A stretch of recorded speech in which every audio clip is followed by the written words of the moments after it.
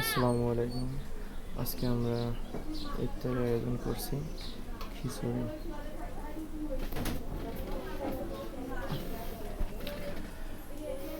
খিচুড়ি আমরা মসজিদে যারা রোজা রাখতে খাওয়া এখানে টমেটো, গাজর, পেঁয়াজ, এখানে ফুলকপি, পাতাকপি, এখানে এখন রান্না চলতেছে।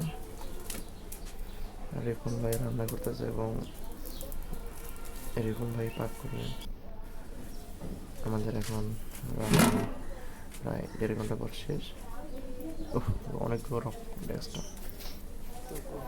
তারপরে আমরা এখন দেখি খাবারটা কেমন হয়েছে। আসলে আমার দাদার জন্য খাবার তো খুব টেস্ট হয়েছে এবং কালারটা অনেক সুন্দর হয়েছে। 2টা ডেস্ক বানাইছি, 2 ডেস্ক না হলেও 300 লোকের খাবার। আসলে খাবারটা অনেক সুন্দর হয়েছে।